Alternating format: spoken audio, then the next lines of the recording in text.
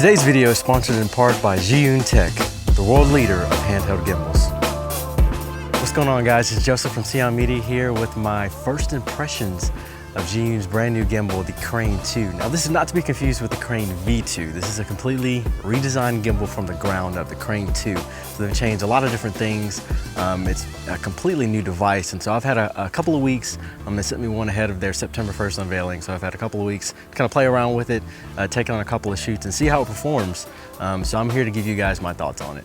Unboxing the Crane 2 was a wonderful experience. Zhiyun pays great attention to detail, and the fact that they include a heavy-duty case for the gimbal, as they have for their previous products, is again a huge plus. I previously unboxed it, so there are some pieces missing in this shot, but Zhiyun includes 3 batteries, a charger, a couple of camera control cables, paperwork, and of course the gimbal itself. The first thing you'll notice about the Crane 2 is its size compared to previous models. This thing is big. I don't think I can emphasize enough how much bigger this is. This gimbal hit the gym, bulked up, and got himself a girlfriend. It definitely took some getting used to as far as holding the gimbal during normal operation. The base is a lot thicker in comparison to the Crane M, and even the regular cranes, so some moves may require 2 hands. I decided to test out the gimbal with my A6500 and the Sigma 18-35mm lens with the Sigma MC11 adapter. Now, I normally film weddings with the Sigma 30mm on my camera, so this was yet another size adjustment. The camera setup weighs in at a little over 3 pounds, which is well within the new 7-pound weight limit of the Crane 2.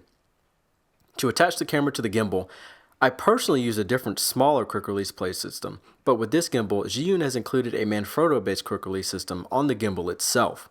So for those of you who aren't cheap like me and own Manfrotto tripods, this will be welcome news, as it will make it incredibly easier to switch from a tripod setup straight to the Crane 2.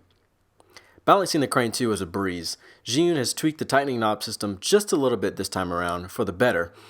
The new knobs make it easier to ensure a tight fit. Again, for this shot I had done the balancing previously, but it took me no longer than 10 minutes to do it the first time. The Crane 2 includes some additional key updates that make using it a much better experience. To see how these features would affect my experience with it during a real shoot, I decided to use it during an engagement shoot with my friends Lindsay and Drew. The new OLED screen is a welcome addition, letting me know what mode the gimbal is in, and also the battery levels of the gimbal. In addition, when connected to a compatible camera, it displays relevant info based on what mode that camera is in while it's connected. I definitely appreciate the addition of the screen. The Crane M already had stellar battery life, but checking the battery level required connecting it to my phone previously, and I would also find myself guessing which mode the Crane M was in while in use. The new screen solves these minor issues. Another great addition is the ability to charge my camera from the gimbal while in use. By now, everyone is well aware of the absolutely terrible battery life Sony cameras are known for. Zhiyun has effectively solved this problem. Now, I will need a little bit more time to test it out on an all-day shoot, but I've tested it out briefly and it performs exactly as advertised. The whole point of testing the Crane 2 was to see how well it could potentially fit into my workflow, and as you can see, it's a definite workhorse.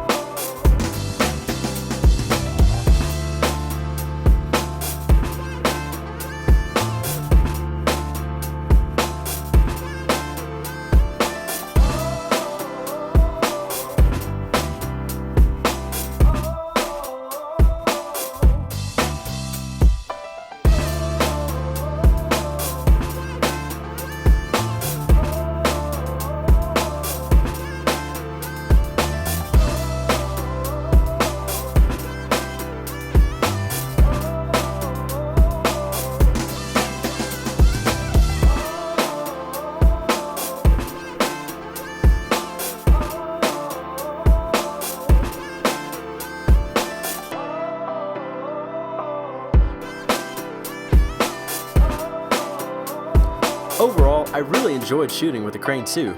As I've mentioned before, the biggest adjustment is really its increase in size, and while it was jarring at first, I could maybe see myself using it during an actual wedding. Zhiyun claims 18-hour battery life from the 3 included batteries, which is insane, and given my experience with the Crane M, this should be enough to cover normal usage for several weeks. One new feature I did not get to try out was the new follow focus feature of the gimbal. In my conversation with Zhiyun, it seems that this is a feature for those who own Canon cameras that could potentially make use of this feature. Overall though, it seems like Zhiyun has made a concerted effort to improve upon the little things, which improves the end user experience even more. With an increased weight limit paired with the ability to charge my camera and the new screen telling me all the important information I need to know on the go, these are features that make it much harder to go back to my Crane M. So, should you get this gimbal? I'm gonna leave that up to you guys. There's a whole bunch of new features for this gimbal that I really didn't get a chance to put into the video today. But if you have any questions or comments, be sure to leave them down in the comment section below, and I will try my best to answer every single one of them. But yeah, that's gonna be a wrap, guys. Huge shout out to my friend Nathan over at Camisary for tagging along for the engagement shoot. All the behind the scenes footage you saw was shot by him on the beautiful Ursa Mini 4.6K, which I really want to be my next camera, but you know what? I'll stick with A6500. But yeah, that's a wrap today, guys. And remember, we've all got a passion. Go out there and find yours.